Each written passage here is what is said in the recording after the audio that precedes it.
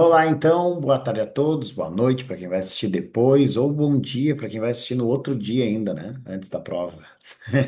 Queridões, eu vou aqui fazer um pré-prova URGS para vocês, então coloquei uma capinha do nosso arquivo. Esse arquivo vai estar disponibilizado lá no grupo do WhatsApp e esse vídeo vai estar disponibilizado no YouTube, tá?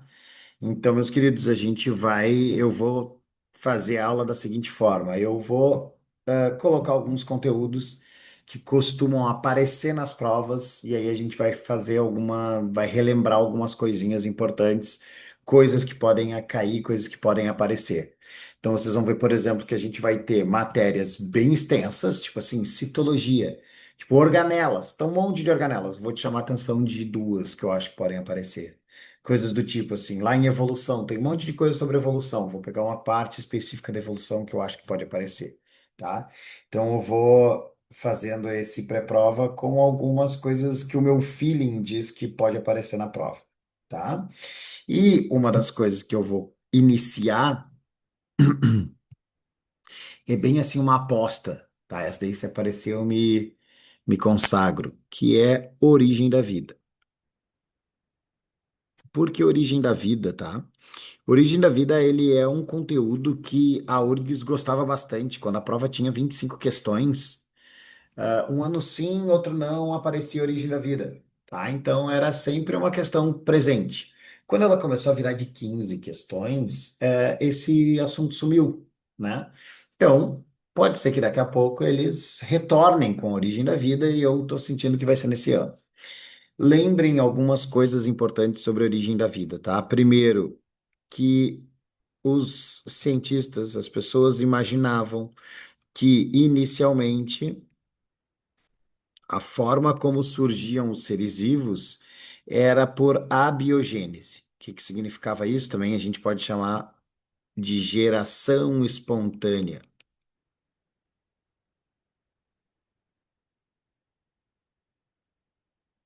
Nesse processo, meus queridos, o que que acontece? Matéria inanimada, mais um princípio ativo da vida. Eita, para de escrever nisso aí, eita, paga esse bagulho. Ah, a gente vai ter um princípio ativo da vida que vai fazer com que os seres vivos apareçam, surjam, se desenvolvam, tá? E esse processo faz com que esse processo era a forma como todo mundo imaginava que os seres vivos se formavam. Porque o que que eles viam? Imagina, tu tá andando pelo meio do mato, tu levanta uma pedra e sai uma cobra. Olha, provavelmente tenha sido aquela pedra ali que deu origem à cobra.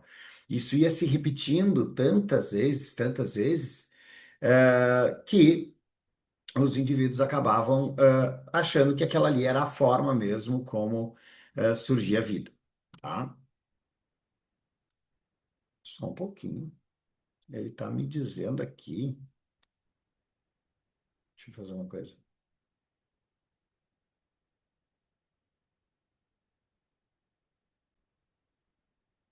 Então, o processo de geração espontânea acontecia por causa, né, da observação. Então, as pessoas observavam que acontecia esse surgimento e achavam que era assim que os seres vivos surgiam no ambiente. Quem é que falava, né, sobre a biogênese? Aristóteles, depois teve uns outros caras que foram fazendo os experimentos. Mas tem que lembrar que existe uma outra forma que se pensou a origem da vida, que é a biogênese. A biogênese era aquela: seres vivos surgem a partir de outros seres vivos. Então, eu tenho reprodução entre seres vivos, surge um novo indivíduo. Então, essa biogênese, ela veio para confrontar a abiogênese. Mas, assim, a abiogênese nunca deixou de estar na cabeça das pessoas até basicamente 1840, 1850, que aí é quando Pasteur nega a abiogênese, tá? Só que antes nós tínhamos caras que fizeram outros experimentos, tipo Francesco Redi, né? Para tu dar uma lembradinha nele. Daí, logo depois do Francesco Redi, vem um cara chamado Needham, que fala sobre a biogênese. Lembra que ele aquece lá um caldo nutritivo, né? Mas ele só aquece, ele não ferve o suficiente para matar os micro-organismos que estavam ali dentro e começam a surgir indivíduos dentro daquele caldo nutritivo. Aí vem o Spallanzani e faz o experimento da forma correta, ferve para matar os micro-organismos. A galera da biogênese diz assim: não, mas daí tu matou o princípio ativo da vida, por isso não tem como formar os seres vivos ali. Então, foram jogando desse jeito, até que o Pasteur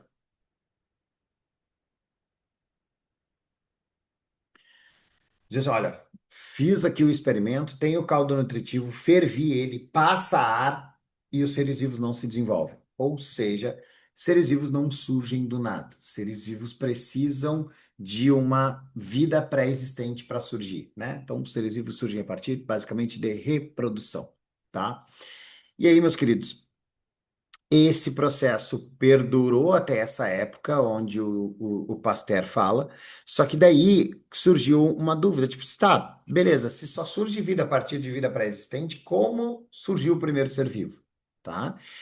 A hipótese mais aceita hoje é uma que nós chamamos de evolução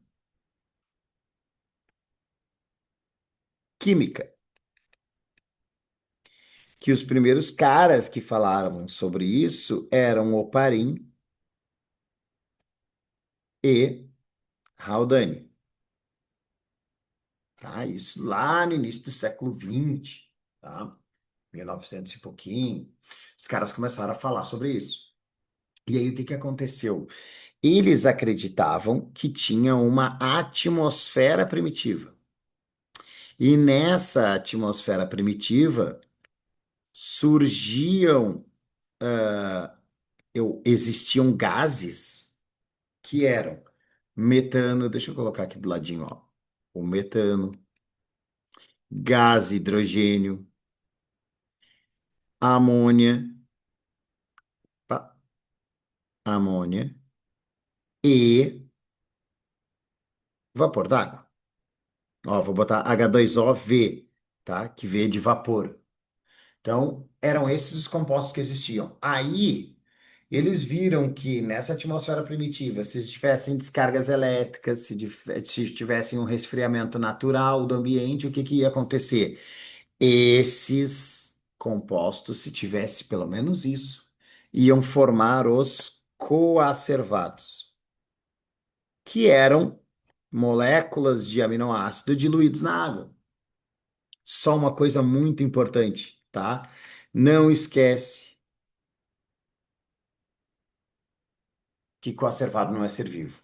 É molécula, tá? Molécula orgânica, não é ser vivo. Se a prova te disser que ele é ser vivo, tu risca essa alternativa que ela está incorreta, tá?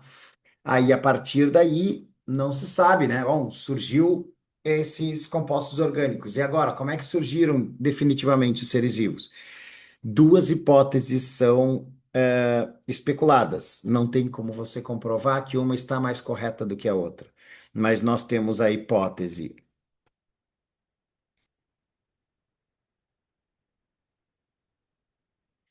autotrófica, e aí, assim, não vou entrar nos méritos de te explicar por que uma ou por que a outra, tá? Isso a gente faz durante o ano lá. Mas, assim, ele é o primeiro ser vivo, ele tem que ser bem simples. E o processo autotrófico mais simples que existe é a quimiossíntese. Só não esquece de uma coisa: quimiossíntese não precisa de luz, tá? A atmosfera primitica, eu escrevi, olha aqui, ó, e ninguém me avisou.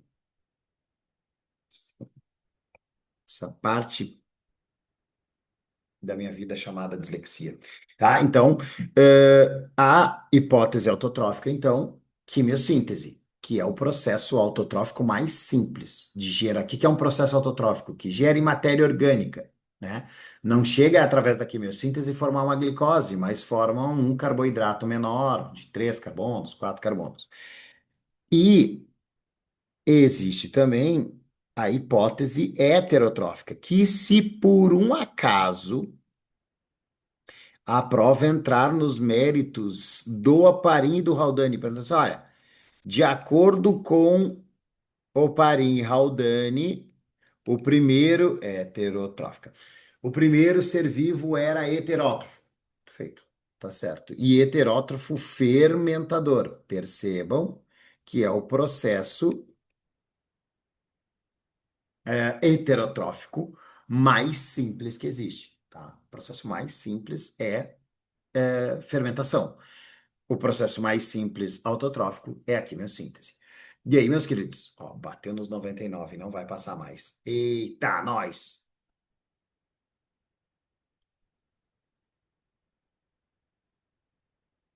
Será que eu aviso isso no grupo? Bom, o que que vai acontecer então, a partir daí?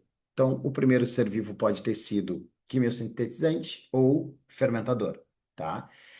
E aí, o que que acontece? Ah, se ele era quimiosintetizante, ele produzia matéria orgânica, essa matéria orgânica ficava diluída na água, daí, entre várias células que foram surgindo, alguma delas não tinha capacidade de fazer essa quimiossíntese, aí absorvia essa matéria orgânica do meio, quebrava essa matéria orgânica e gerava energia, e na fermentação, por exemplo, alcoólica, gerava gás carbônico. Esse gás carbônico foi aumentando na atmosfera, daqui a pouco surgiu indivíduos que tinham um pigmento que com a luz conseguiam absorver gás carbônico e gerar glicose e oxigênio. Ou seja, seria o primeiro procarioto. Tudo procarioto aqui, tá? Tudo procarioto. Isso aqui, ó, 3 bilhões de anos atrás, tá? Primeiro procarioto começou a conseguir fazer fotossíntese. Começou a liberar gás carbônico para a atmosfera, desculpa, oxigênio para a atmosfera. Aí começa a aumentar a quantidade de oxigênio. Já caiu uma questãozinha que era um gráfico explicando isso na prova da URSS. Não vai cair de novo. Mas aí o que que acontece? Esse oxigênio, isso tu tem que lembrar, esse oxigênio ele é tóxico para os seres vivos. Muito tóxico. E aí ele começa a matar um monte de bactérias. Mas existe ser anaeróbico restrito, ou seja, aqueles que morrem com oxigênio até hoje. Então, naquela época, alguns não foram afetados pelo oxigênio porque tinham adaptação e o oxigênio não fez mal para eles, ou eles nem chegavam perto do oxigênio, então eles nunca viram oxigênio na vida, digamos assim. E aí permaneceram os quimiosintetizantes, os fermentadores, os fotossintetizantes, e aí surgem aqueles com o aumento da concentração de oxigênio na atmosfera que fazem a respiração celular. Aí, a partir daí, surge um processo, ou ocorre um processo, chamado endossimbiose.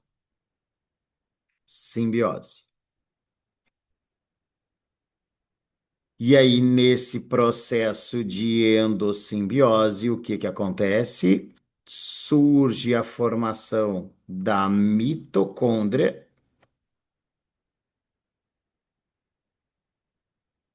e, vou fazer uma flechinha verde, o cloroplasto. Organelas que eram seres procariotos, aquele que sabia fazer fotossíntese e aquele que sabia fazer respiração, viviam, né, separados da célula, viviam fora da célula, e aí agora foram fagocitados. E aí o que que aconteceu? Começaram a fazer esses processos que eles faziam fora, dentro de uma célula. E acabou que isso deu muito certo. A célula começou a ter energia, começou a ter compostos orgânicos, e aí daqui podem ter surgido plantas e animais. Na verdade, assim, né? Os ancestrais de plantas e de células animais. Porque daí começa a ter protistas, fungos, né? E aí vão se desenvolvendo os seres vivos. Tranquilo até aqui? Acho então que a primeira questão vai tratar sobre algo disso aqui, tá? Trazendo algo com relação a isso, sobre a origem da vida. Alguma outra questão, tá? Daí agora não necessariamente a segunda, vai falar sobre bioenergética. Peraí, deixa eu fazer diferente, que eu acho que eu fiz errado ali. É isso. Sempre uma questão presente, tá? No bioenergética. Sempre é uma questão presente na URGS, tá? Bioenergética. Os últimos anos apareceram fotossíntese e fermentação, quem está de fora faz um tempinho, é a respiração celular. Então, ela vai voltar dia 30, ela vai aparecer na sua prova e você vai lembrar de mim. Tananana, tá? Respiração celular. O que que eu preciso que tu lembre de respiração celular? Glicose mais oxigênio, ops, gerando gás carbônico, água e ATP.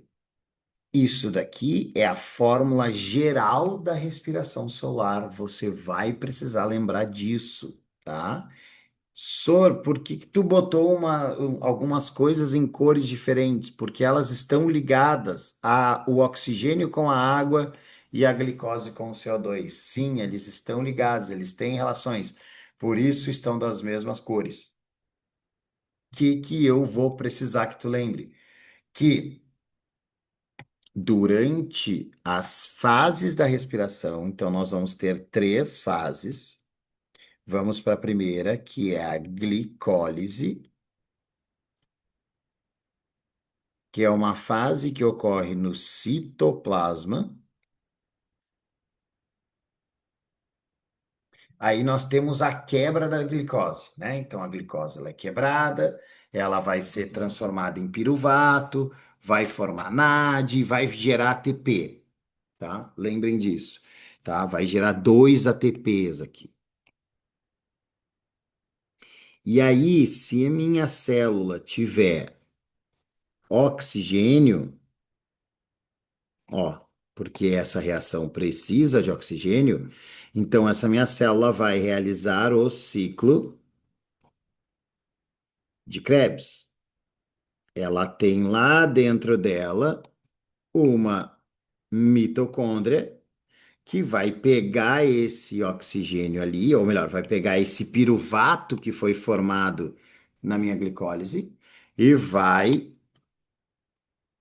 jogar para dentro da mitocôndria, mais especificamente na matriz mitocondrial, e vai, o que que eu preciso que tu lembre aqui, ó, produzir gás carbônico e ATP. De novo, dois ATPs, tá? Se a URGS quiser complicar um pouquinho, tá? Ele pode te dizer que nesse ciclo de Krebs é formado GTP. Tá? Ele vai querer aprofundar, vai querer pegar o cara que só viu assim, ah, não, é ATP, é só ATP e tal. E aí, se ele disser que tem GTP, tá certo, tá? Porque o GTP, ele é que nem o ATP. Ele é molécula energética igual, tá? E aí vai ser gerada energia. Ah, senhor, mas um é ATP e o outro é GTP. Só muda a base nitrogenada. Só muda de adenina para guanina. Gera energia igual. Então, assim, senhor, não lembro esse negócio de base nitrogenada. Então, só aceita que os dois, no fim das contas, vão servir para gerar energia. Maia, uma pergunta? Sim, eu não sei se é só pra mim que tá, mas eu não consigo enxergar embaixo da respiração celular nem nada. Não Nada? sei se o senhor escreveu alguma coisa. Agora eu consigo enxergar. Não sei se era só pra mim. Tá, peraí. Deixa eu fazer assim. Assim ficou melhor? Sim, assim eu consigo. Tá, beleza. Obrigada. Então, Desculpa de incomodar. nada, foi nada. Tá. O que mais vai acontecer a partir daqui, tá? Formou-se gás carbônico e o ATP. Então, olha só, esse gás carbônico, só para te relembrar, ó, ele vem da glicose. Então, eu vou quebrar essa glicose e vou formar gás carbônico. E na terceira fase é onde realmente a gente vai ter a participação agora do oxigênio, que é a cadeia transportadora de elétrons, ou também chamada de cadeia respiratória.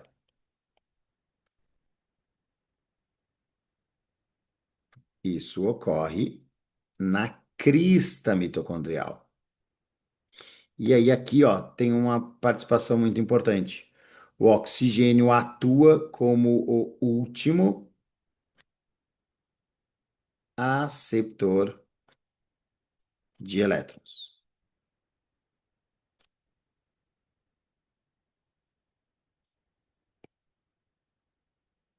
Esse processo é importante porque ele, perceba que eu escrevi ali, ó, elétrons barra hidrogênio, porque o hidrogênio está associado com o elétron.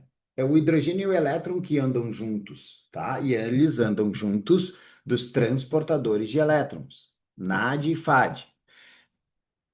Eles não cobram nada de FAD? Olha só, no máximo que eles vão te cobrar é para onde eles estão levando isso, que é para a crista mitocondrial, que é para gerar energia. São eles que são os carregadores de elétrons. Então, eles carregam elétrons, eles jogam esses elétrons na cadeia e lá no fim, quem fica com esses elétrons e com o hidrogênio é o oxigênio, tá?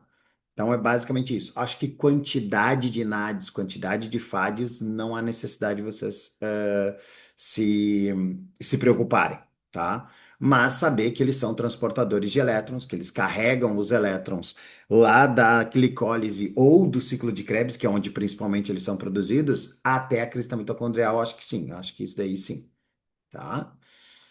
Deixa eu ver que veio uma outra pergunta aqui. O senhor acha que eles podem cobrar especificações de ciclo de Krebs? Acho que não. Tá? Acho que não. No máximo, o outro nome do ciclo de Krebs, que é ciclo do ácido cítrico, tá? E que o gás carbônico é produzido no ciclo de Krebs. Saber também que essas duas últimas fases são fases aeróbicas, mas cuidem, tá? O oxigênio ele só é usado mesmo na cadeia transportadora. Tá, Sori, então por que que o ciclo de Krebs é aeróbico? Porque se eu não tiver oxigênio lá no fim, eu não consigo fazer com que o ciclo de Krebs rode, tá? Eu não consigo fazer aquele ciclo de Krebs acontecer, tá? E a glicólise é um processo anaeróbico, tá?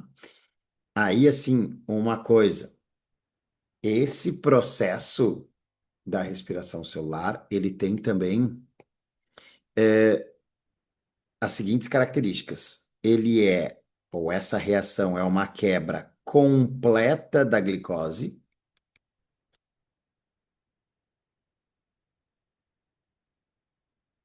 e ela é exotérmica, significa liberar calor e, vou ficar sem espaço, é isso mesmo?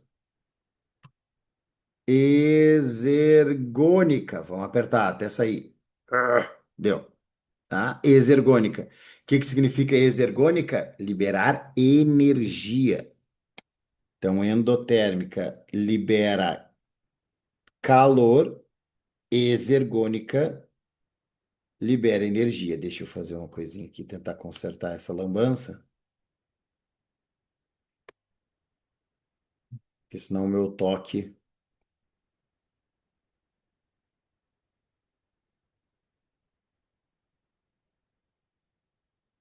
Tá, ficou mais ou menos, tá? Então, exotérmica e exergônica. Exotérmica libera calor, exergônica libera energia.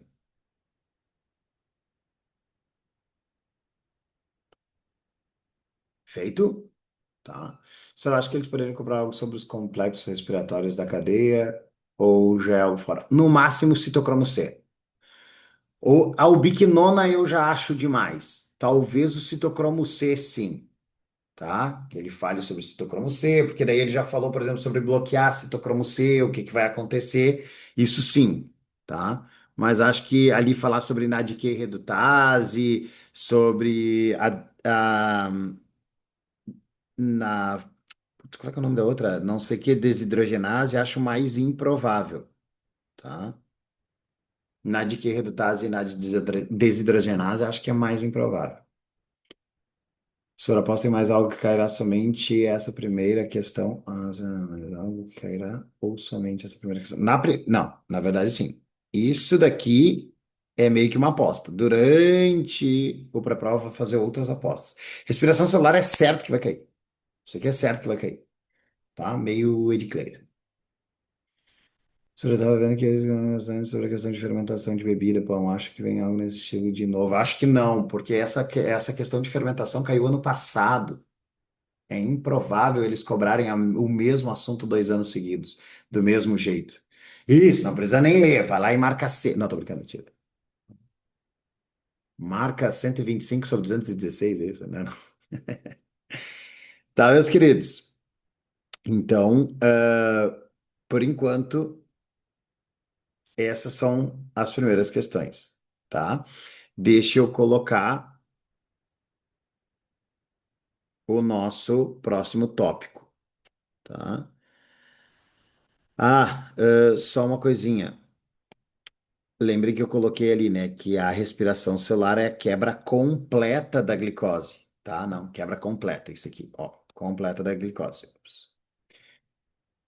O que que seria uma quebra incompleta da glicose? É quando eu não tenho oxigênio, eu não jogo esse piruvato que é formado aqui para dentro da mitocôndria, onde ocorrem as reações aeróbicas. E aí, por exemplo, no nosso caso, a gente forma o ácido lático ou lactato, que é aquele que te dá dor no músculo, tá? Nós, animais, bactérias e plantas. No caso de fermentação alcoólica, bactérias, fungos e plantas. As plantas fazem os dois tipos de fermentação, tá? Outra coisa importante que eu não coloquei aqui, ó, o oxigênio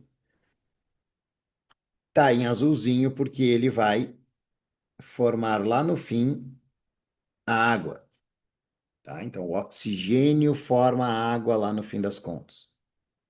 Tranquilo? Como? Porque ele é o último aceptor de elétrons. Ele pega os elétrons do hidrogênio, se liga e forma água, tá?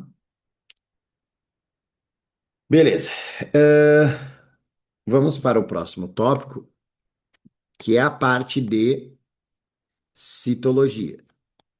E aí é isso. Citologia é gigantesco, tá? É muita coisa em citologia. Tem a membrana, transporte de membrana, composição da membrana, né? Aí dentro dos transportes, difusão, osmose e tal. Mas o que eu tenho sentido falta é que nos últimos vestibulares eles trabalharam, por exemplo, com ribossomo, tá? Só com ribossomo, organela. Numa outra questão, se eu não me engano, eles trabalharam só com lisossomo, tá? Coisa do tipo. Era organela simples. Eu acho que agora eles vão trabalhar organelas de um modo geral, e aí tem duas que eu quero relembrar com vocês. O Golgi, e aí, ó, relembrem da cara do Golgi.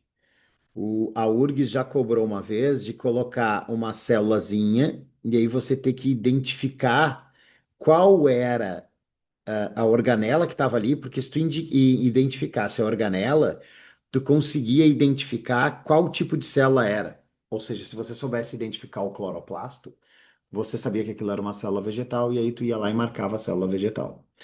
Se eles quiserem complicar um pouquinho com relação ao Golgi, ele pode falar de face cis e face trans do complexo de Golgi, tá? Do aparelho Golgiense.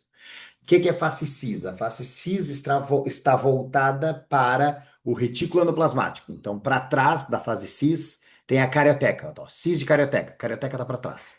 A face trans, opa, faltou o S. Face trans está para membrana. Tá? Então, na membrana, transmembrana para frente. Então, o que tem à frente da face trans seria a membrana plasmática, ou seja, para que essas vesículas aqui, ó, vesículas fossem secretadas. E aí, lembrando, né? Função do Golgi é armazenamento e secreção.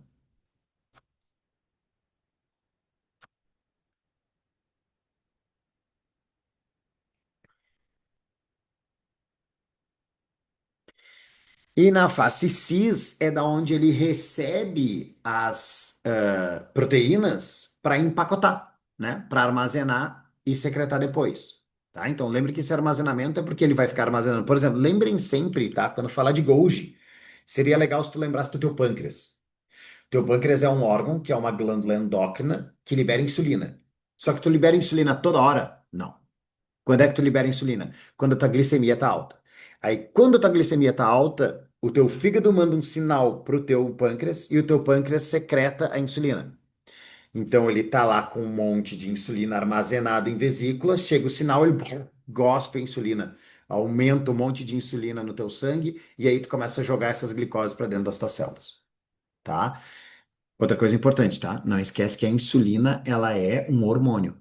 Hormônio avisa outras células, outros tecidos, outros órgãos que tem que absorver glicose. Aí as tuas células ativam transportadores de glicose, proteínas, difusão facilitada e a glicose entra. Tranquilo?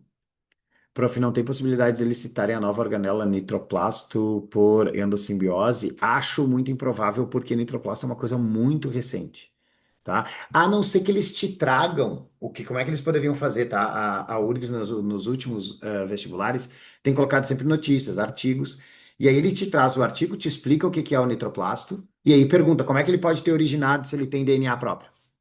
Beleza. Aí tu poderia marcar uma endossimbiose, tá? Mas as de querer função e coisas, acho que improvável. Insulina reduz a concentração de açúcar no sangue. Isso, reduz a quantidade de glicose no sangue, tá?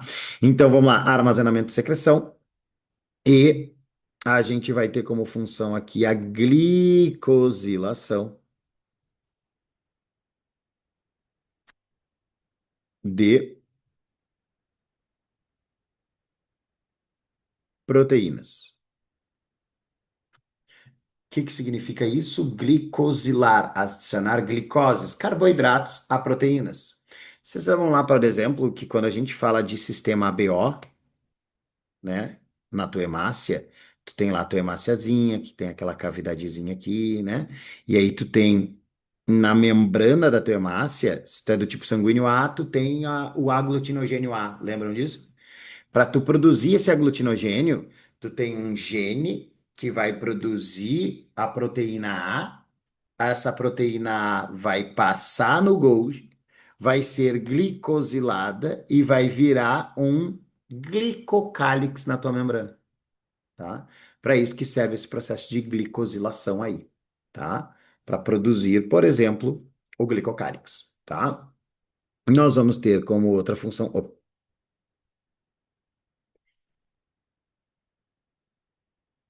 formação da acrosoma.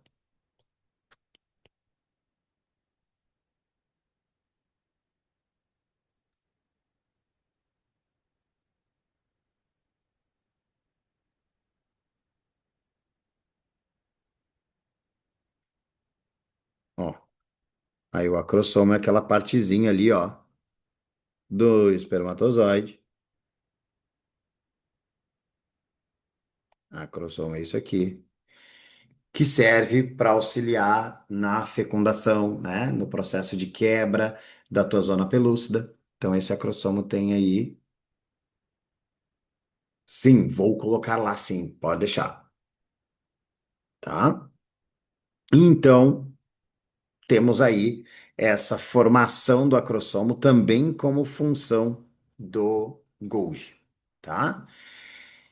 E por último, ele poderia falar sobre, vamos voltar aqui, lisossomo. Se ele quiser trazer lisossomo assim de uma forma mais simples, ele vai te cobrar a função, que é uma digestão intracelular. Ele poderia fazer, sabe assim, tipo, característico também da prova da URGS, ele coloca um Golgi, dois lisossomo, coloca uns parênteses aqui para você relacionar, e aí coloca a função, e você coloca um, dois, tá? Essa digestão intracelular, então, nós temos heterofagia, que é quando o teu lisossomo digere coisas que vieram de fora da célula, por fagocitose ou pinocitose, por exemplo. E nós temos a autofagia, que é reciclagem de organelas.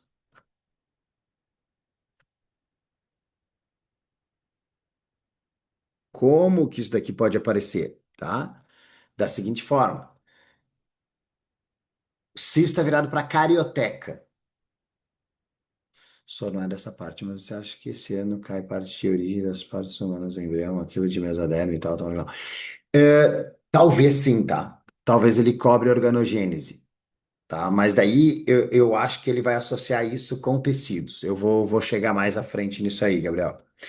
Então, assim, ó, autofagia é reciclagem de organelas. Por exemplo, vamos dizer que ele fale sobre tecido muscular. Eu acho que ele não vai falar, tá? A URGS já falou sobre tecido muscular, ela gosta de guardar questões de tecido muscular para época de Olimpíadas e tal, tá? Então, o que que ele pode trazer? Ele traz que um indivíduo tem um exercício ativo, ele faz esse exercício de altas intensidades e aí ele produz uma maior quantidade de mitocôndrias. Quanto mais o teu músculo vai gerando energia, as tuas mitocôndrias, elas são, vamos lá, organelas independentes dentro da tua célula. Então, isso significa dizer que ela pode se replicar. Então, quanto mais nutrientes eu estou jogando para o meu músculo, quanto mais eu estou utilizando o meu músculo, essas mitocôndrias vão aumentando de quantidade. Aí eu sofro uma lesão, né? Ah, parei de treinar, fiquei um ano parado, sei lá eu. O que que vai acontecer? Tem um monte de mitocôndria nessa minha célula muscular que não está sendo utilizada para nada. Aí os meus lisossomos vão lá e vão fazer autofagia, destruir esse excesso de organelas que eu tenho ali. Ou a autofagia pode servir para destruir organelas que não estejam funcionando direito. Isso utiliza a autofagia também. Tranquilo? A autólise é um outro processo que ele cobrou, na verdade, né, um tipo de autólise que é a apoptose, que é a morte celular programada, cobrou de uma forma bem aprofundada, onde ele citou a parte, digamos assim, anterior à ação do lisossomo, que é quando começa todo o processo de sinalização para que a apoptose ocorra, e aí ela finaliza com o lisossomo digerindo a célula, né? Ou uma célula vizinha, ou a própria célula. E dentro de autólise pode ocorrer uma morte celular causada por intoxicação, que a gente chama de necrose. Essa intoxicação, ela pode ocorrer, por exemplo, ó, vou botar um exemplo aqui, da silicose. É um processo, uma doença causada, que ocorre em mineradores, porque eles inalam muita poeira de sílica, tá? Que o cara fica batendo lá na pedra, vai formando uma poeirinha, o cara vai inalando essa sílica, e essa sílica ela é absorvida pelas células do pulmão, e elas começam a degradar o lisossomo, e as enzimas do lisossomo começam a degradar a célula inteira, tá? A gente chama esse processo de silicose. Aí vai dando problemas respiratórios, né? Teus alvéolos pulmonares estão morrendo, então isso vai gerar um problema para tua respiração, tá? Isso relacionado a Golgi e lisossomo. Então, essas duas organelas aí vão, na verdade, assim, ó, não vou dizer que as duas vão aparecer. Golgi é certo. O lisossomo eu acho que pode aparecer também, tá? Justamente porque tem essa relação, né? A partir do Golgi ocorre a formação do lisossomo, tá? O próximo assunto é histologia, que daí agora vem o que o Gabriel falou ali, ó. Senhor, tu acha que eles podem cobrar origem embrionária?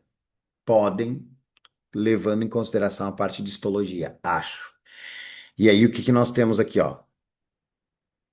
Ultimamente, caiu tecido epitelial. Nos últimos 3 anos, caiu umas 2 vezes, tá? Então, o que que nós vamos ter? Tecido conjuntivo. A URGS sempre adorou tecido conjuntivo. E aí, nos últimos anos, ela cobrou tecido epitelial, tecido muscular e esqueceu do tecido conjuntivo. Ela vai lembrar esse ano. E aí, ó, Gabriel, tudo que é tecido conjuntivo tem origem na mesoderma. Queridões, eu sei que a histologia, ela é uma matéria muito longa, quando a gente vê durante o ano, sei lá, a gente fica quase mais de um mês vendo histologia, porque são muitos tecidos, muitas células, muitas coisas. Mas uma coisa, tá, que eu vou te falar agora, vai servir para quando, se por um acaso você for fazer uma faculdade na saúde, né, ou fazer medicina, enfermagem, alguma coisa do tipo, tu vai ter que estudar histologia. E aí tem uma coisa muito simples para tu entender, tá? O teu corpinho, ele é feito só de quatro tecidos. Só quatro. Aí tu vai dizer, mas eu estudo tecido durante um mês, são só quatro. São só quatro. O problema é que dentro deles tu vai ter cada tipo. Só que daí, como é que a gente define tecido, né? Qual é que é a definição de tecido? Conjunto de células com as mesmas características. Talvez aí na cabeça de alguns de vocês deva ter passado assim com as mesmas funções. Não, não é com as mesmas funções, com as mesmas características. E aí eu vou citar bem rapidinho, não vou escrever porque não vai cair assim, tá? Mas olha só.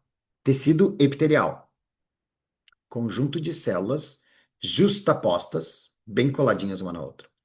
Sem matriz extracelular, ou seja, sem espaço entre uma célula e outra, fica uma célulazinha coladinha assim na outra, ó. Tá tudo uma célulazinha coladinha na outra, sem espaço entre uma e outra, ó, tudo bem coladinho, tá? Sem matriz extracelular e sem vascularização. Não tem vasos sanguíneos passando pelo teu tecido epitelial. Tecido conjuntivo, inverte tudo do tecido epitelial. Células bem espaçadas, bastante matriz, bastante espaço entre uma célula e outra e com vascularização. Bem ao contrário, tá? Então, epitelial é o contrário do conjuntivo. E o muscular e o nervoso, que são os outros dois tipos. Aí, o que que músculo faz? Contrai. O que que neurônio faz? Transmite impulso. Tá aí. Deu. Acabou. Os quatro tecidos. É isso aí. Tá?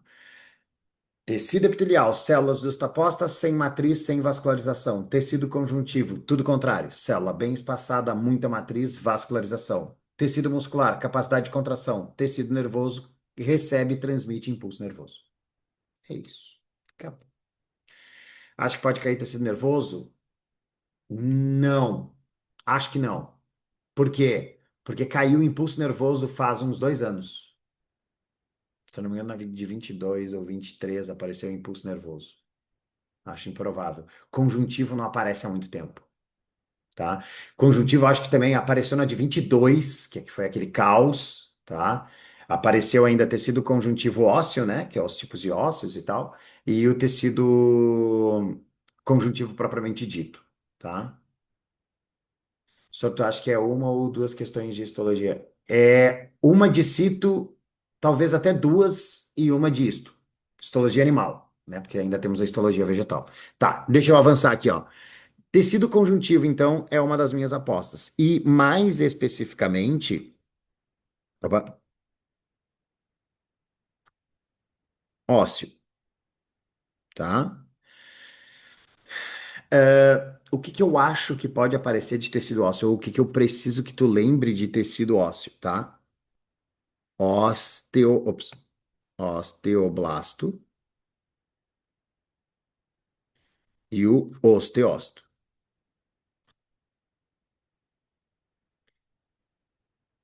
Peraí, osteócito não. Osteoclasto.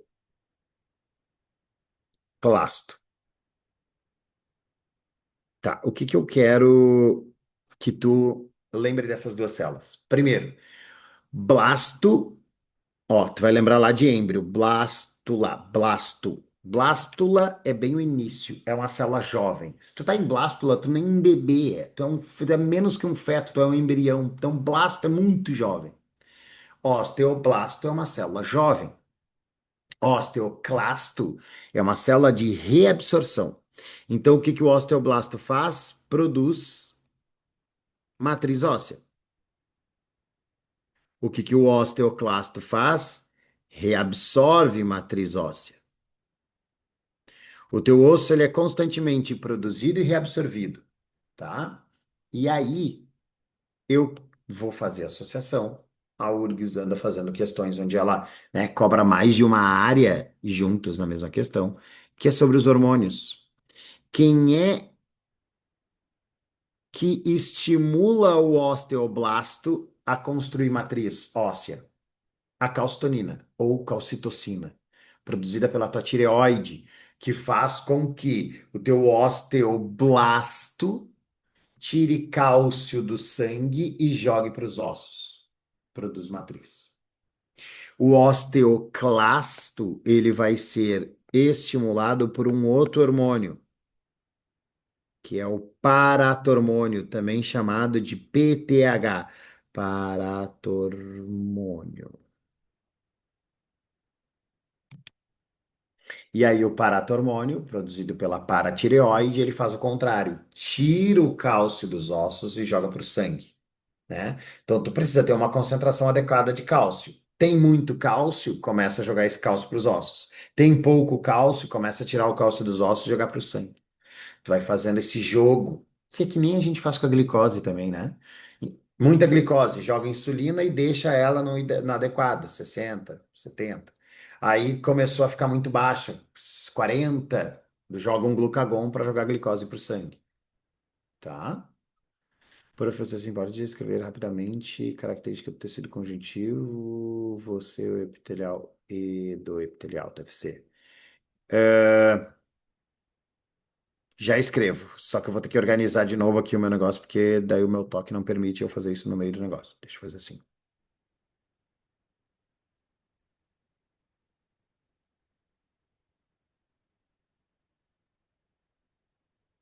Tecido epitelial. Vamos ver se vai dar aqui. Células justapostas, coladas, sem matriz extracelular. Matriz extracelular é o espaço entre uma célula e outra, né? Que normalmente são proteínas, minerais, água, tá? E avascularizado, sem vascularização, tá? Conjuntivo é tudo ao contrário, tá? Aí o conjuntivo é totalmente ao contrário. Feito? E aí, olha só, dentro do teu osso, tá? Isso caiu recentemente, tá? Dentro do teu osso existe um. Peraí, que tem vários erros aqui, ó. Tecido epitelial, e aí tem uma outra coisa que eu errei, que para quem é meu aluno sabe que isso aqui vai me dar problema depois, né? Que é o meu toque, que são meus marcadores. Olha só, eu consigo errar os meus próprios marcadores. Mas deu. Já consertei. Vai dar tudo certo. Vai ficar tudo bem. Osteócito eu mais acho. A Raquel sabe bem. Osteócito eu acho mais improvável, tá? Mas só lembra assim, ó, João. Osteoblasto é o jovem, osteócito é o adulto. O jovem tem mais matriz para produzir, o osteócito é mais para manutenção, tá? Então ele produz matriz bem devagar, não é aquela coisa de produzir muita matriz, tá? O osteócito está mais incrustado no osso. O que que eu quero dizer com isso? Ele está mais no meio da matriz óssea. Tem um monte de matriz, ele já produziu um monte de matriz, ele é uma célula velha, né? O osteócito é adulto. O osteoblasto é mais jovem, ele está mais na periferia dos ossos, tá? Que é assim, ó, dentro do teu osso existe a medula óssea vermelha. A medula óssea vermelha, ela é responsável por produzir as células sanguíneas.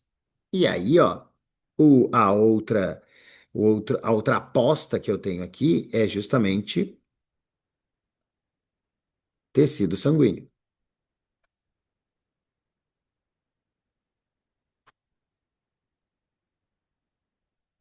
Tá, deixa eu voltar aqui que pediram para eu voltar para o print. Tá aí o print.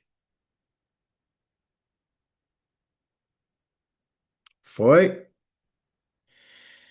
Dentro do tecido sanguíneo, queridões, tecido sanguíneo é um tipo de tecido conjuntivo, tá? Para quem tá um pouquinho ligado, olha só. Asterisco, ops, asterisco é o título, então eu estou dentro de tecido conjuntivo. O ósseo é um tipo de tecido conjuntivo e o sanguíneo é um outro tipo de tecido conjuntivo.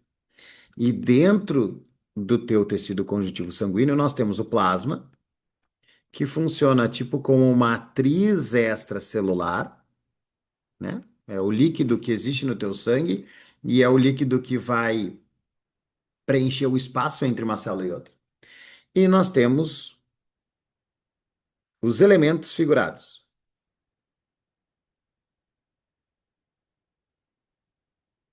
Sobre o que que são elementos figurados do sangue? Células. Então, assim, vocês têm cinco tipos de tecido. Nós, animais, temos cinco tipos de tecidos conjuntivos, tá? Tecido conjuntivo propriamente dito, que é o de preenchimento. tecido adiposo, tecido cartilaginoso, tecido ósseo e o tecido sanguíneo. O que muda basicamente entre eles é justamente a matriz. A matriz extracelular que vai mudando. Obviamente que as células também mudam, mas basicamente a célula que produz matriz. Tá? Aqui no sangue, os elementos figurados, as células do sangue, elas são muito diferentes. E lembra que eu te falei ali antes, elas são produzidas pela sua medula óssea vermelha. A tua medula óssea vermelha, ela tem dois tipos de células. Ele também é um tecido conjuntivo, tá? Que a gente chama de tecido conjuntivo hematopoético. Só que ele é um tecido conjuntivo que produz células de um outro tecido conjuntivo que é o sangue. E aí tu tem duas linhagens. Ops, duas. Mieloide e linfóide. A linhagem mieloide, ela produz todas as células sanguíneas. A linfóide, tu acha que produz quem das células sanguíneas? Linfóide, linfócito. Tudo que é tipo de linfócito é linfóide, o resto é tudo é mieloide. Então, todos os linfócitos vêm de origem das células linfóides. O resto tudo é linhagem mieloide, tá? Isso foi uma questão, acho que da prova de 2021. Desculpa, 2020, né? Que 21 não teve. Então, o que que nós temos aqui para eu te lembrar desses elementos figurados? Pessoal, o básico precisa ser lembrado. Hemácias, ou eritrócitos, ou glóbulos vermelhos, por isso que eu coloquei aqui em vermelho, né? Fazem o transporte de oxigênio. Transporte de gases, principalmente oxigênio. Se ele te perguntar o porquê, é por causa da hemoglobina, tá? Essa questão sobre a hemoglobina, se eu não me engano, apareceu na prova de 2022. Não, foi na de 2022. Não, acho que foi 2023. Caiu uma questão onde era um gráfico sobre hemoglobina e saturação de hemoglobina. Quanto mais oxigênio, mais a hemoglobina fica saturada, tá? Lembrem só que o oxigênio é transportado pela tua hemoglobina porque a tua hemoglobina tem íons de ferro, por isso que ele é vermelho. Quando ele se liga ao oxigênio, dá essa coloração vermelha. E aí é a proteína principal responsável pelo transporte do oxigênio. Além disso, nós temos os leucócitos, que são células do sistema imune. E aí eu vou ter que fazer uma coisa. Eu vou ter que jogar esses leucócitos para baixo,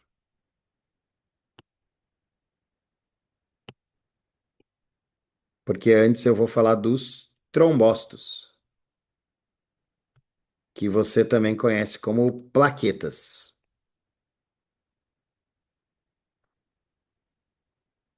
que são responsáveis pela coagulação sanguínea. Sabe uma coisa que a URGS gosta? É de coisas atuais que acontecem no Rio Grande do Sul. E início do ano, dengue, estava muito presente. A prova da URGS ela fica pronta fim de agosto e início de setembro, tá? Lá eles já decidiram todas as questões, tá? Então pode ser que apareça coisas da COP30, porque a COP30 estava no início, né? Iam falando, ela ia estourar uma hora, o cara que é ligado já ia falar sobre COP30, então a gente vai comentar algumas coisas sobre isso depois. Mas a dengue estava em alta, tinha tido bastantes casos, estavam falando bastante sobre vacina, e um dos casos, quando é dengue, é hemorragia. Por quê? Porque as minhas plaquetas estão sendo destruídas. Quem tem dengue hemorrágica, as plaquetas caem pro dedão, assim, tipo, fica com muito poucas plaquetas. O normal de plaquetas do teu sangue é tipo 100 mil, se eu não me engano.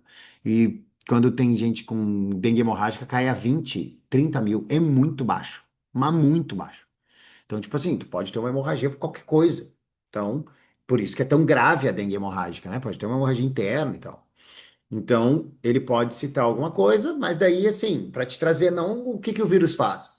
Ele só te pergunta, olha só, vai destruir aqui e tal, a plaqueta, o que que pode acontecer quando destrói as plaquetas? Aí ele vai, transporte de oxigênio vai ficar ruim. A imunidade vai ficar baixa. Não, vai ter coagulação. Coagulação. Função de imunoglobulinas, de novo, não. Caiu em 22, que foi a prova fora da curva? Não. Foi questão discursiva da USP como nos anos anteriores. Ah, dengue, sim. tá, queridões? Tá, por que que eu botei os trombócitos ou plaquetas para cima? Porque dentro de leucócitos a gente vai ter bastante coisa para falar. Então a gente vai ter os granulócitos,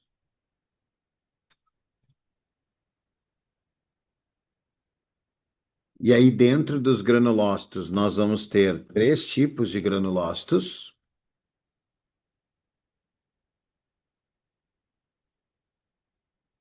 neutrófilos, basófilos e eosinófilos. Queridões, eu não vou ter tempo para te falar sobre todos eles, mas o que que eu preciso que tu lembre? Neutrófilo é o pus. Quando é que surge pus? Quando tu tem uma resposta inflamatória e a tua inflamação tá ganhando do teu organismo, do teu sistema imune. Então começa a formar pus, que é neutrófilo ferrado, é neutrófilo estourado. Basófilo, o que que eu preciso que tu lembre? De alergia. Então ele pode fazer aquele esquema de relacionar a coluna, pode fazer um, dois e três, e aí afirmar o que que um faz, o que que o outro faz. Eosinófilo combate vermes, tá? É isso que eu preciso que vocês lembrem aqui, tá?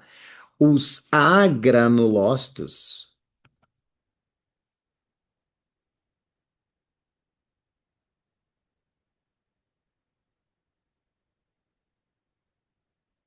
nós vamos ter monócitos que fagocitam antígenos. E aí, se eles quiserem cobrar um bagulhinho muito, né, um processo bem legal com relação aos monócitos, mas bem aprofundado, é que assim, monócitos são células do teu sangue que sofrem um bagulho chamado diapedese. Eles saem do teu sangue e entram em outros tecidos, tipo tecido conjuntivo. Aí lá eu não chamo mais ele de monócito, lá eu chamo ele de macrófago. Quando ele entra para o teu tecido ósseo, eu chamo ele de osteoclasto, né? E aí ele vai ficar reabsorvendo a matriz.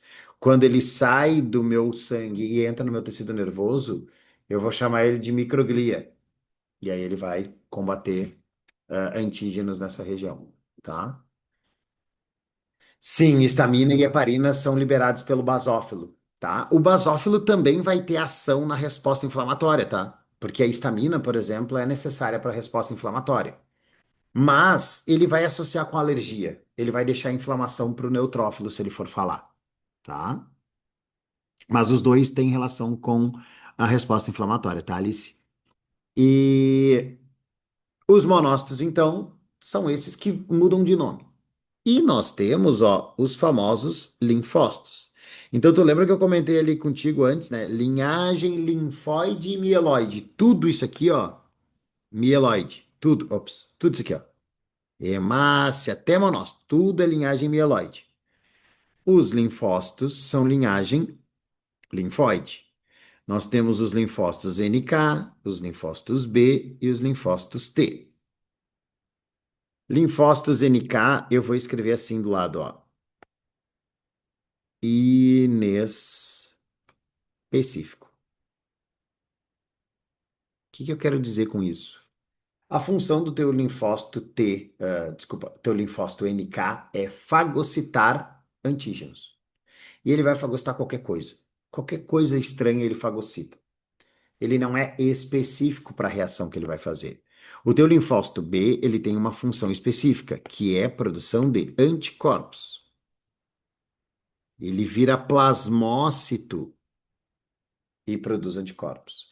E dentro do teu linfócito T, nós vamos ter uma subdivisão. Os auxiliares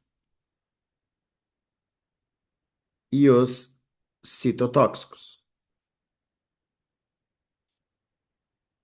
Auxiliares podem ser chamados de CD4, citotóxicos CD8. O que que os auxiliares fazem? São eles que identificam antígenos. O que que os citotóxicos fazem? Destroem células infectadas.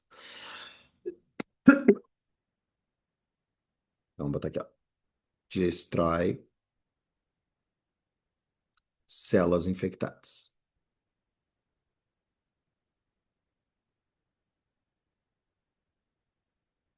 E aí, queridos, o negócio é o seguinte: todos esses daqui, ó, eles vão ser resposta, vou botar assim, ó, específica. Específico. Vou botar especificou, porque eu botei inespecificou lá em cima. Então, a imunidade inata, tu lembra disso? Inata e adaptativa? A inata é aquela que é inespecífica. A adaptativa é aquela específica, que é isso aqui. E aí a gente tem dentro dessa específica a dos anticorpos, que a gente chama de humoral, que é a produção de anticorpos, e a dos citotóxicos, que nós chamamos de celular. Imunidade humoral e celular tem a ver com linfócitos T, CD8 e linfócitos B. Tá aí, o que que os auxiliares fazem nessa história toda? Eles quem ativam todo mundo. Ele ativa linfócito B, ele ativa linfócito T, ele faz todo o rolê, toda a correria para fazer a tua resposta imune, tá? Queridões, ele pode querer complicar em tecido sanguíneo e aprofundar nessas células, como eu te coloquei aqui. Ou ele pode ser bem parceiro e jogar uma questão simples só de hemácia, trombócito e leucócito e fazer tu relacionar. Ele já cobrou linfócito B, linfócito T auxiliar, citoto, já cobrou de uma forma bem complicada. Lá por 2013. Ele fez uma questão que era um quadrinho, assim, era uma tirinha, né? Era um quadrinho, três quadradinhos. Ele apresentava assim, ó, ele separava assim. Aí tinha aqui antígeno, célula apresentadora e resposta. Antígeno, célula apresentadora e resposta. Tinham três. E aí ele completou, botou um aqui, dois aqui, três aqui. Tá, não nessa ordem, tá? E aí ele pedia para tu marcar o que que é um, dois e três. Aí tu tinha que ver, tem linfócito TCD4 aqui. Então ele está apresentando antígeno, então depois pode ser, apareceu um linfócito B, anticorpos. Aqui tem linfócito TCD8, destrói célula infectada, então aqui a infecção é viral. Aqui, então foi uma questão bem complicada, tá? Auxiliar é o que apresenta antígenos para células. Ao contrário. Na verdade, assim, ó, o linfócito T auxiliar, ele identifica antígenos. E aí ele apresenta, na verdade não é que ele apresente, né? Ele alerta, ele ativa o linfócito B para produzir anticorpos contra aquele antígeno e o linfócito TCD8 para destruir qualquer célula que apresente aquele antígeno. Feito? Tá? Sistema imune é muito legal. Tem bastante coisa, mas é muito legal, tá? Queridões, sobre essa parte de histologia, as minhas apostas estão aí, tá? São esses os processos que eu acho que podem aparecer. Qual outra coisa que vai aparecer? E aí, eu acho complicado de acertar o que que vai cair, tá? Por quê? Última prova foi uma questão sobre termos, né? Sobre.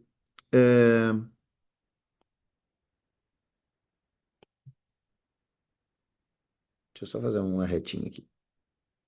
Foi uma questão sobre conceitos de genética, né? Então ele falava lá, polialelia é tal coisa, é, poligenia é tal coisa, falava sobre herança sexual, autossômica e tal.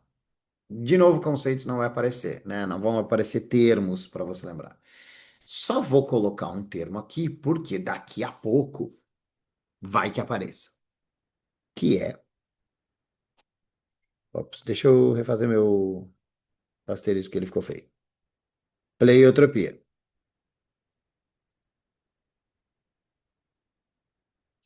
Pleiotropia, um gene, eu acho que era até um dos termos que aparecia na questão. Um gene que influencia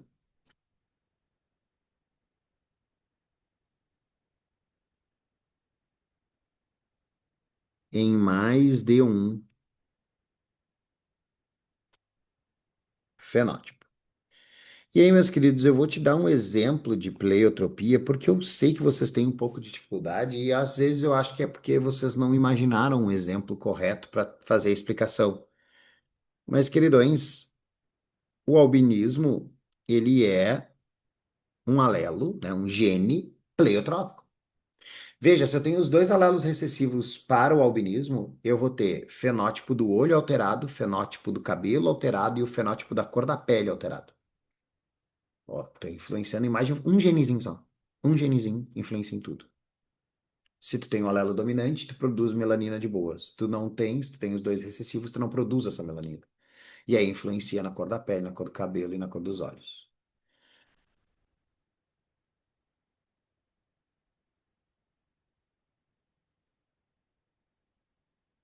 É, na verdade, assim, ó, o que que acontece entre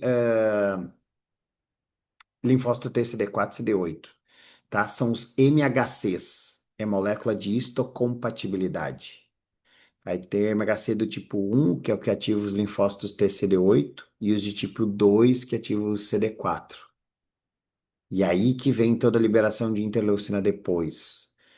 Então, acho essa parte mais química, digamos assim, do sistema imune mais complicadinho de aparecer. Eu acho que ele vai, se ele for atuar, se ele for atuar, né, falar sobre o sistema imune, eu acho que ele vai falar mais sobre as células, né, que é a parte mais da biologia mesmo. Heterocromia é preiotropia? Não, heterocromia é simplesmente porque o fenótipo é a cor dos olhos, né? Ele é uma, vamos botar assim, uma deformidade, uma deficiência, uma alteração. Alteração fica mais bonito. Ele é uma alteração na pigmentação, né? Então, uma região que deveria ter uma pigmentação acaba não tendo e aí fica uma parte mais clara do olho, tá? É mais uma,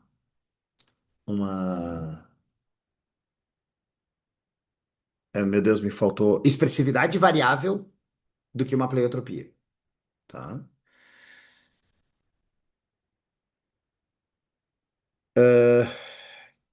Olha, pode ser que caiam as mutações cromossômicas. É um processo que pode acontecer. A última prova apareceu mutações gênicas, né? Então pode ser que eles cobrem alguma coisa de mutações cromossômicas, sim, né?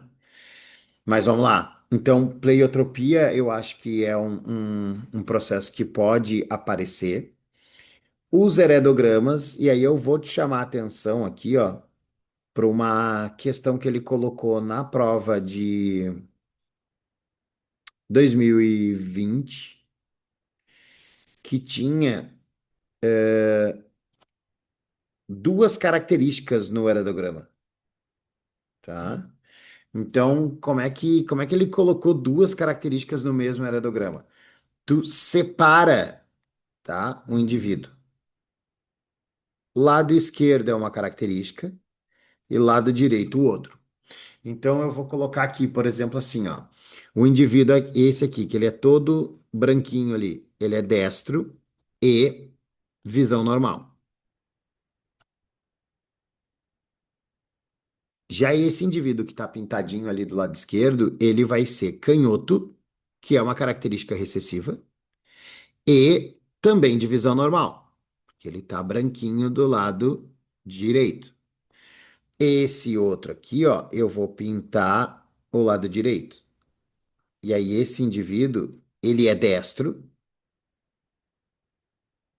mas ele é míope. E o indivíduo de baixo, que é todo pintadinho, ele vai ser canhoto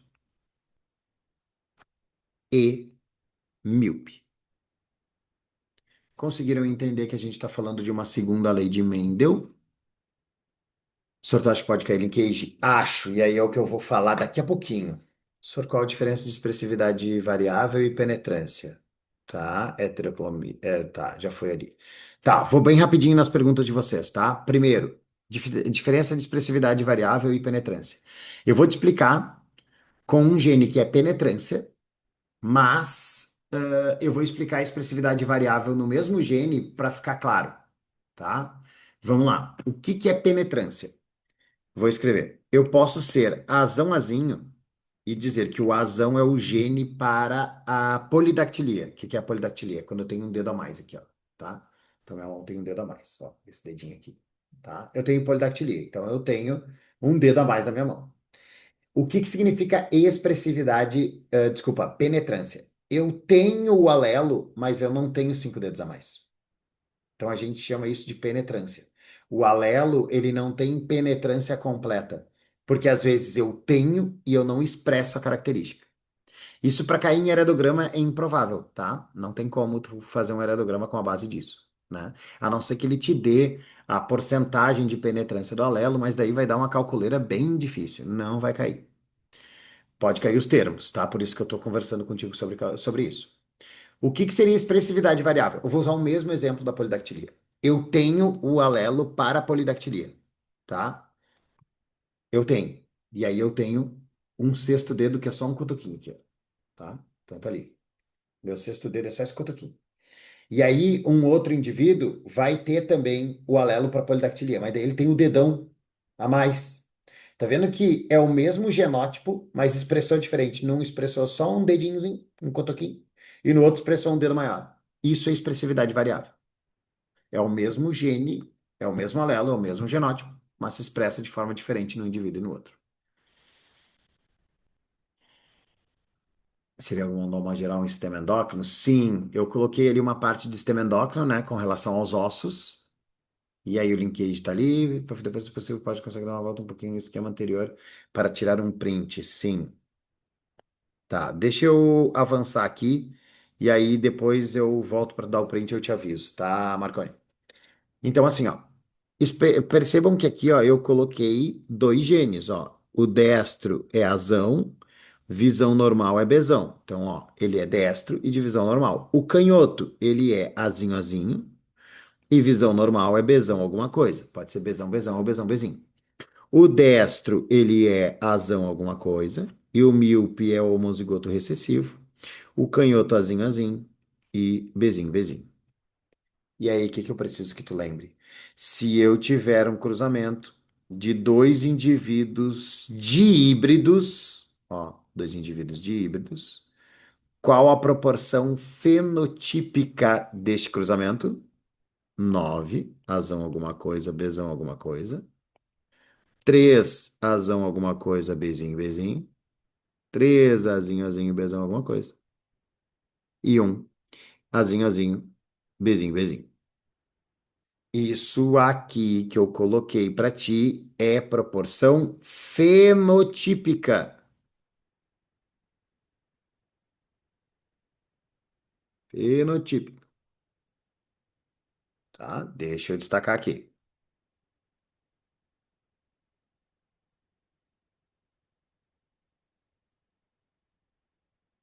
tá?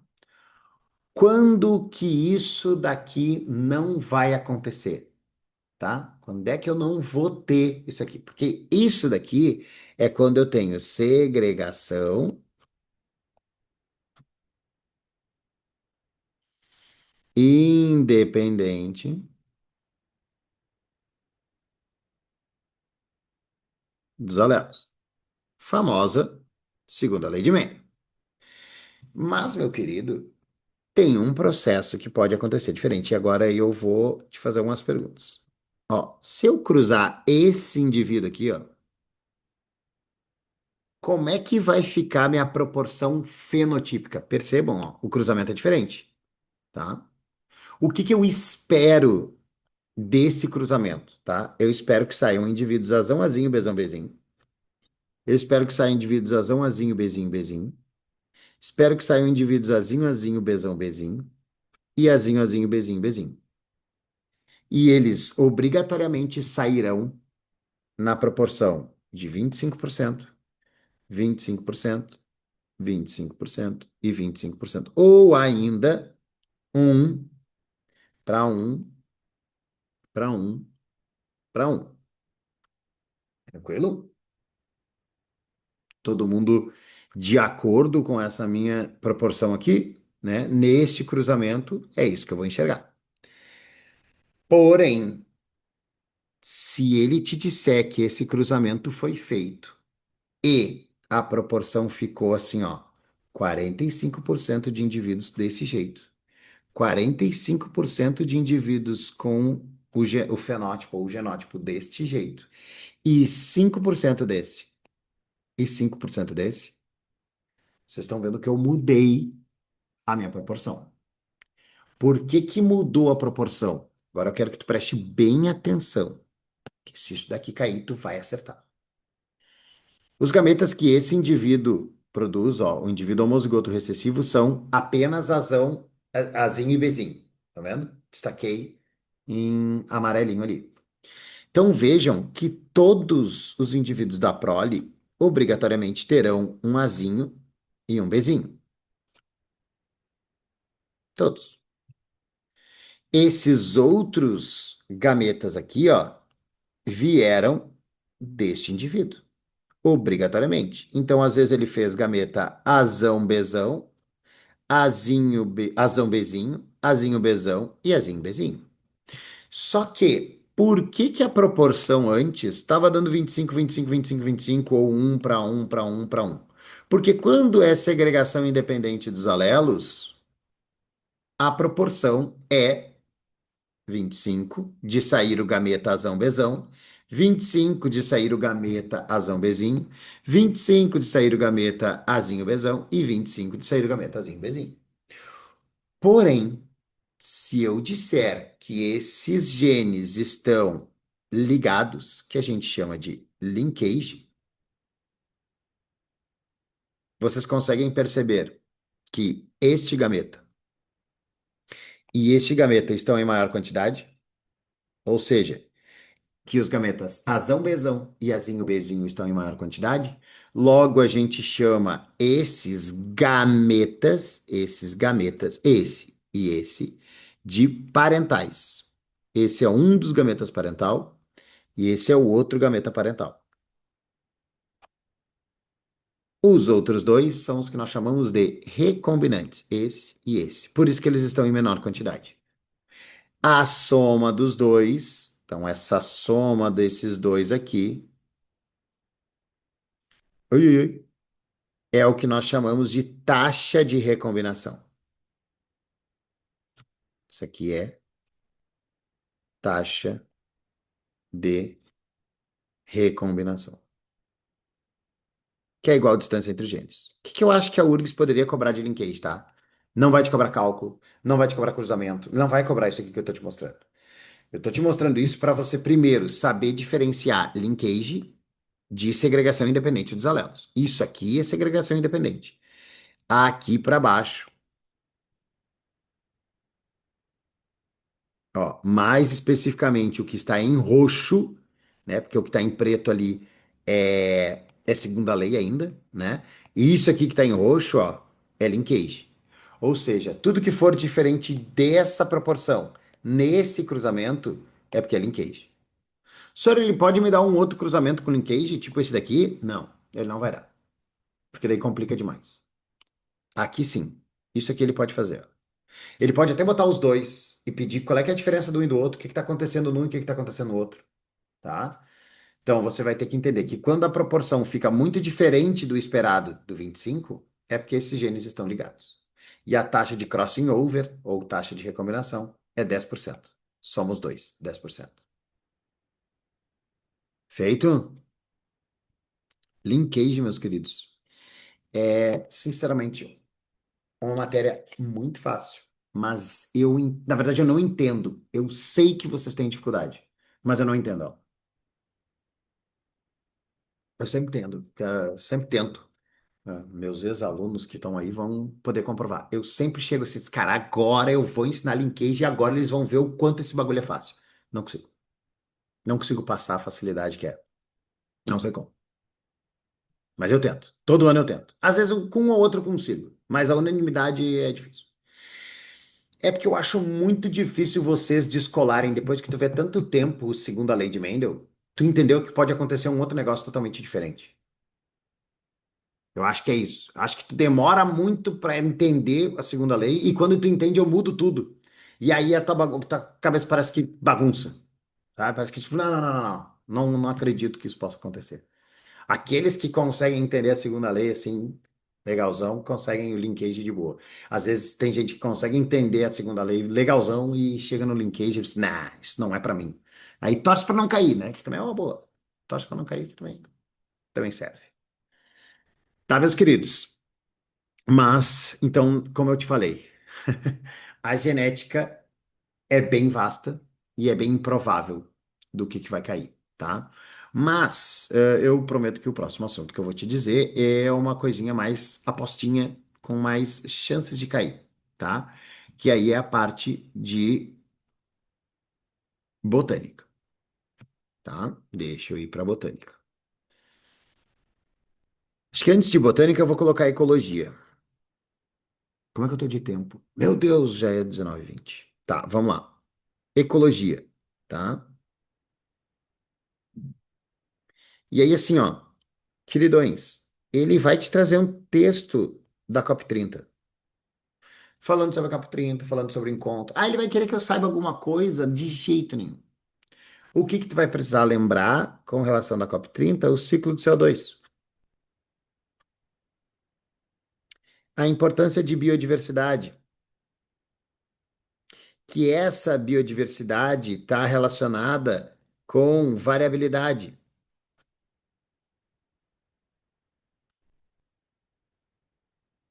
que biodiversidade, que é número de espécies, né? Riqueza de espécies.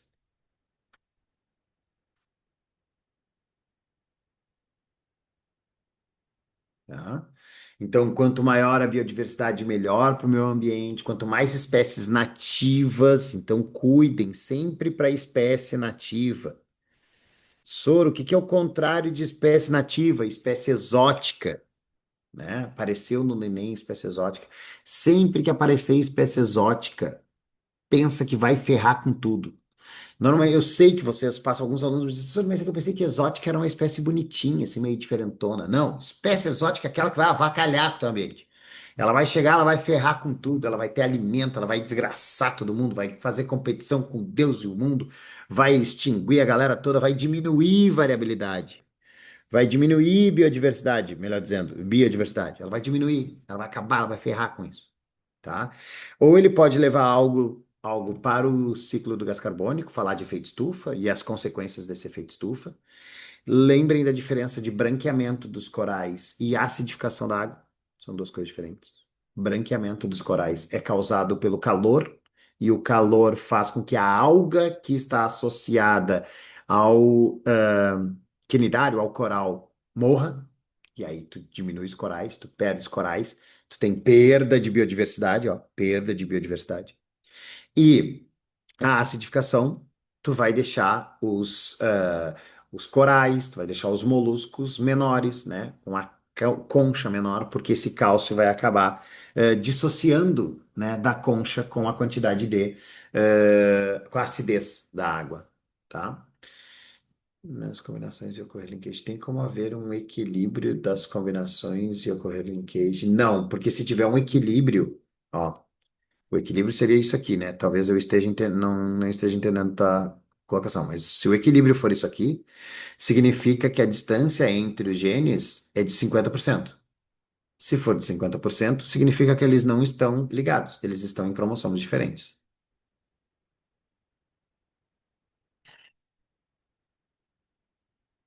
Tá, beleza.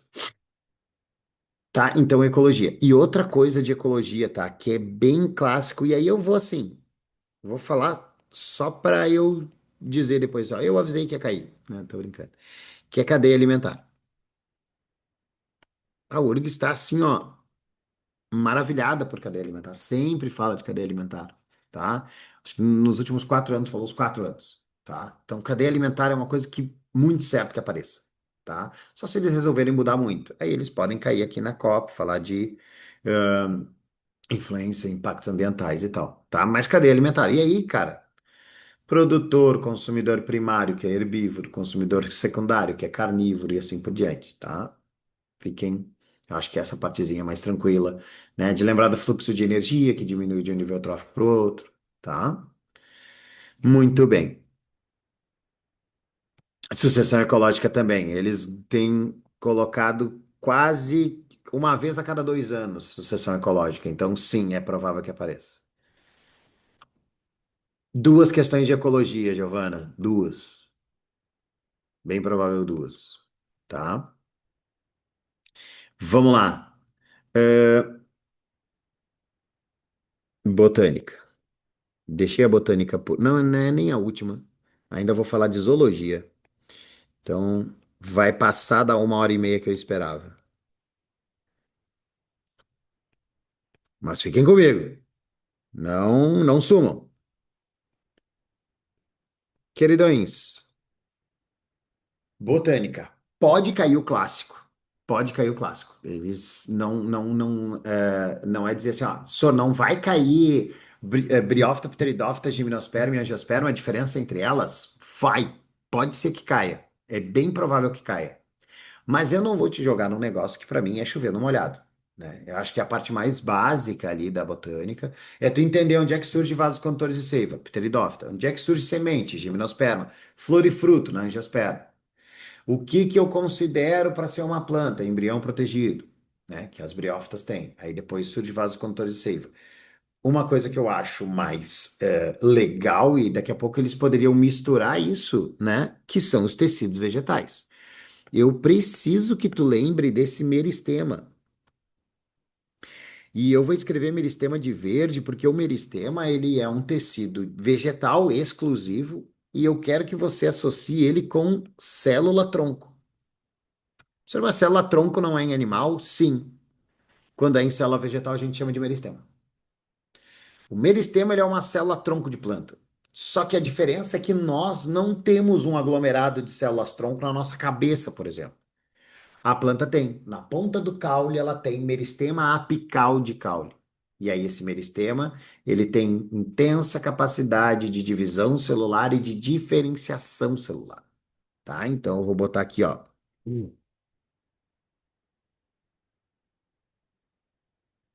Capacidade de diferenciação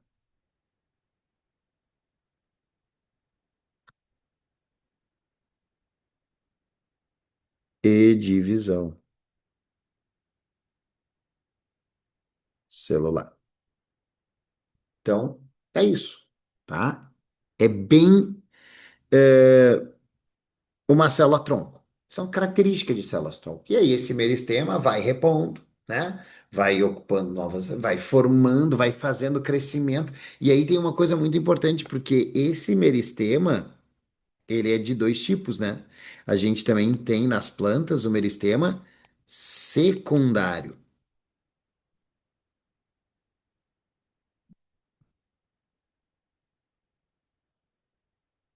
E aí o meristema secundário, o que que nós vamos ter? Células que vão estar relacionados com o crescimento em largura.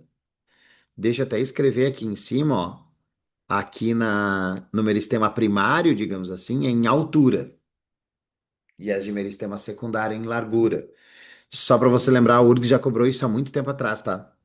Os meristemas secundários são filogênio e o câmbio, tá? Filogênio produz suber e filoderme, câmbio produz xilema e floema secundários. Quem são xilema e floema mesmo? Vamos falar sobre eles. Xilema. Deixa eu aumentar um pouco.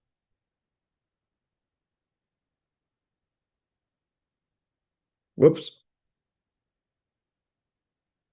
Xilema, também conhecido como lenho, transporta seiva bruta. O que que é seiva bruta? Água mais sais minerais. Floema. Cara, perceba a cor. Por que que eu escrevi xilema de azul? Água é azul. Seiva bruta é água. Água e minerais. Floema tá em amarelo por quê? Porque eu associo amarelo com energia. Olha lá quando eu falei de respiração celular, ó. Ó, energia, ATP, tá? Ah, uma outra coisa que eu esqueci, olha só. Agora que eu liguei, ó, eu não botei que a cadeia transportadora de elétrons são 34 ATPs produzidos, ó. 34 ATP. Então a prova pode perguntar onde é que é a fase que gera mais energia? Respiração celular, tá?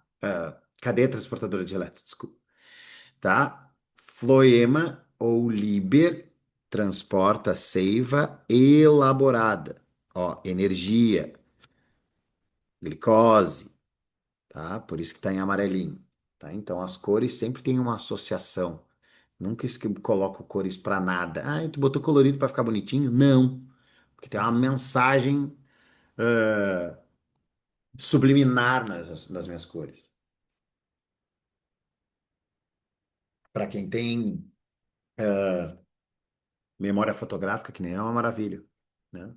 Tu lembra das cores, associa tudo. Só quem foi aluno sabe, exatamente. Quem foi aluno sabe. Queridos, e ajuda ou não ajuda, Rachel? Me diz. Queridões, então xilema e floema são os vasos condutores de seiva, são tecidos de condução. Lembrem que xilema é células mortas, floema são células vivas. O xilema, aí se ele for cobrar uma coisa de fisiologia, tá?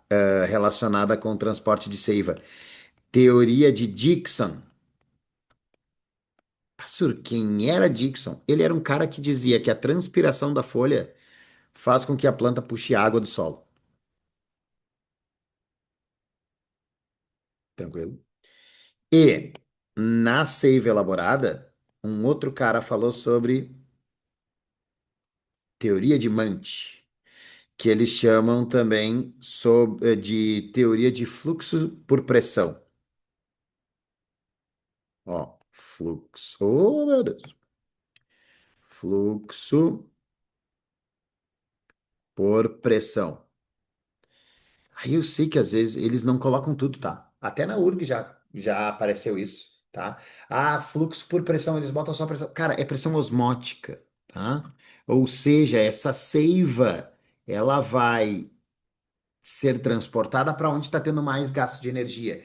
E aí é uma coisa que eu acho assim, ó, que é quase certo que vai aparecer domingo.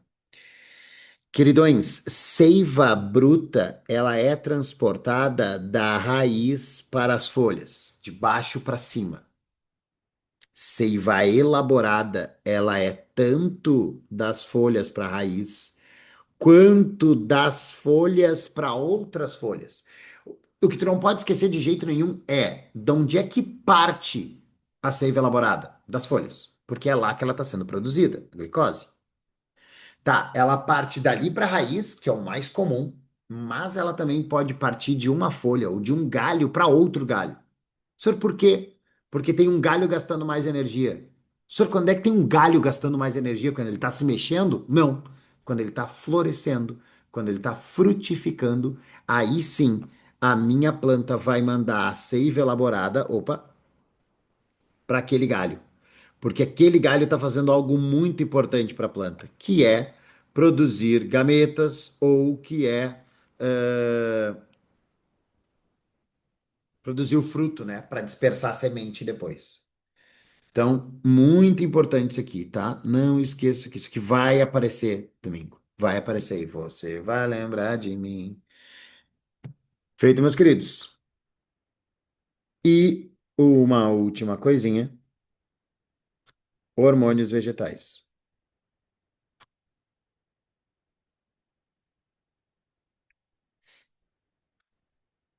Auxina, alongamento celular. Apareceu aí na PUC semana passada, tá? Só que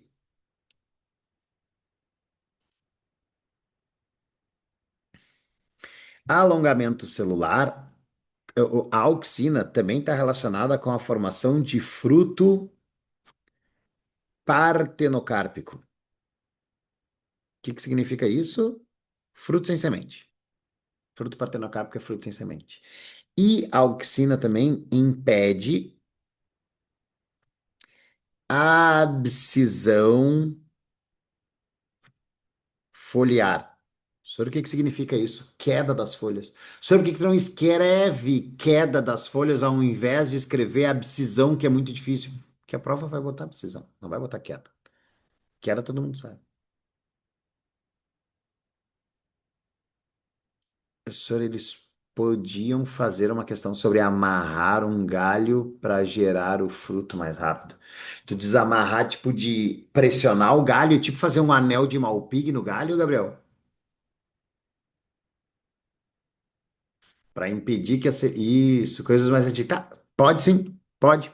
Ele poderia falar sobre.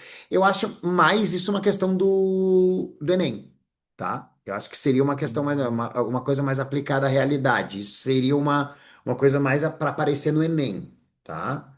Eu acho que na UFRGS eles poderiam ser bem diretos. Olha, eu fiz um anel de Malpig no galho, quero saber o que que vai acontecer nesse galho, né? O que que vai acontecer nessa planta. Aí ele pode botar nas alternativas lá, tá? Poderia, mas acho mais improvável, porque daí entra uma contextualização que não é muito característica do Enem. Em algumas questões eles até tentam fazer, mas não é muito característica. Mas poderia aparecer. Queridões, outro hormônio vegetal bem importante é a giberelina. Quero que vocês lembrem de uma coisa chamada de dormência da semente. O que que significa dormência da semente? Significa que se eu pegar uma semente e colocar, por exemplo, vou pegar um feijão e largar em cima de uma pedra, ele vai germinar? Não, não vai germinar. Ou seja, a semente está dormente, não está germinando. Agora, se eu pegar essa semente e colocar dentro de um algodão úmido, ela começa a germinar. Ocorreu a quebra da dormência da semente. Então, essa quebra da dormência da semente, quem é que media isso? Giberelina, tá? É ela que faz esse processo aí. Tá, meus queridos? Citocinina, eu ia pular, mas eu vou falar de todos. Tenho medo daquele, justamente que eu não botar aparecer. Citocinina, então, forma ramos laterais.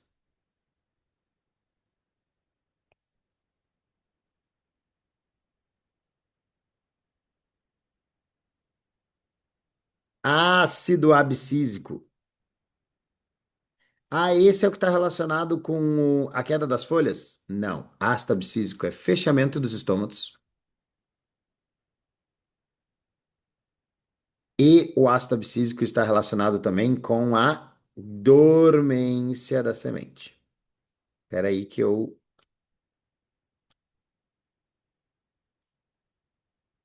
coloquei um negócio. Isso, falei uma coisa e escrevi outra.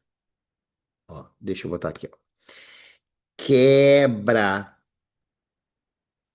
da dormência da semente. Então, a gibrelina, ela quebra o ácido abscísico, ele mantém dormente. Então, assim, ó, se eu tiver, botar assim, ó, Gi maior que aba, ácido abscísico, a semente germina, quebra a dormência. Se for ao contrário, giberelina menor que aba, ela fica dormente. Perfeito? Então, há uma relação entre os dois. Não, não, não. É um contrário do outro. Eu esqueci de colocar a quebra da dormência ali na gibberellina. Eu falei que o feijão ia germinar e esqueci de falar que eu esqueci de colocar quebra. Feito. E por último, e não menos importante, etileno. O etileno, sim, é o da abscisão foliar. E lembra de amadurecimento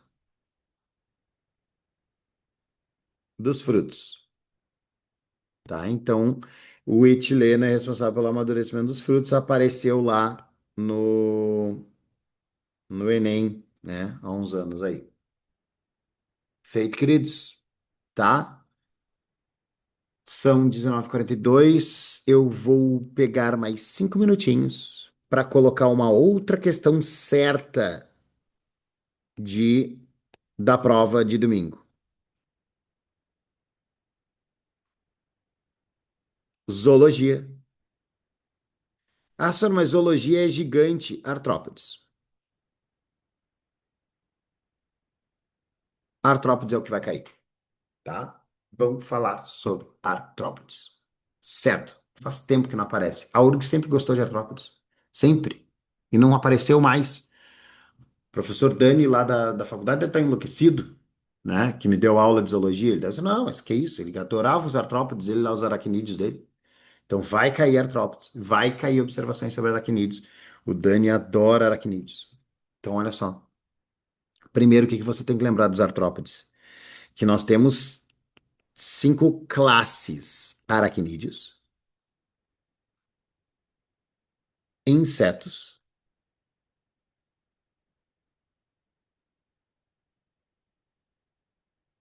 crustáceos. E aí, ó, entram aqueles que têm o corpo segmentado e um par de patas, e aqui 2 pares de patas.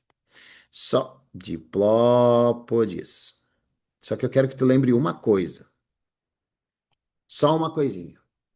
Com exceção de número de pata e segmentação do corpo, inseto, quilópode, diplópode é tudo igual. Respiração, excreção, tudo igual. Número de antenas, tudo igual, tá? Aracnídeos, 0 par de antenas. Ó, começou. Opa! Ó, antena, 0, 1, 2, 1. Antenas, tá? Então, 0 antenas para os aracnídeos. 2 pares de antenas para os crustáceos. E 1 par de antenas para os insetos. É isso. Tá, peraí, deixa eu ajeitar as antenas aqui, que ficou ruim.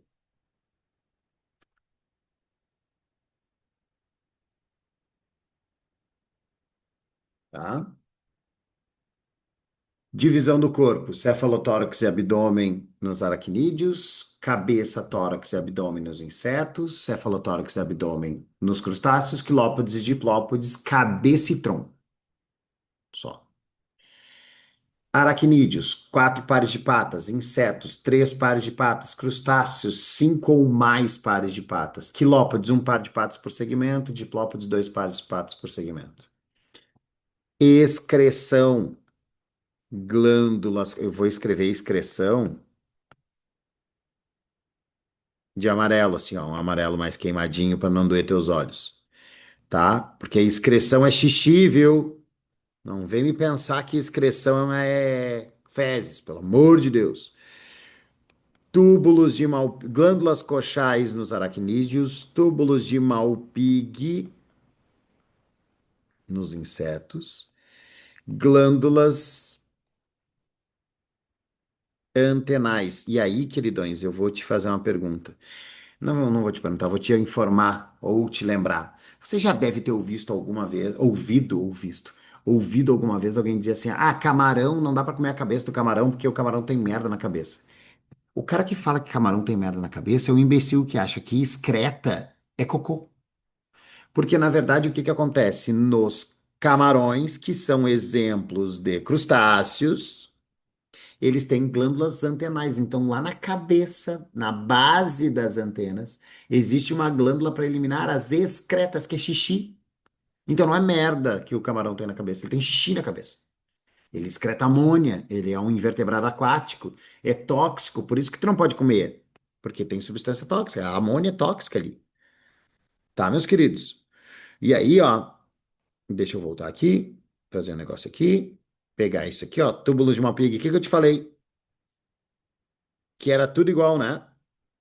Então, ó, túbulos de Malpighi aqui, túbulos de Malpighi aqui, tá?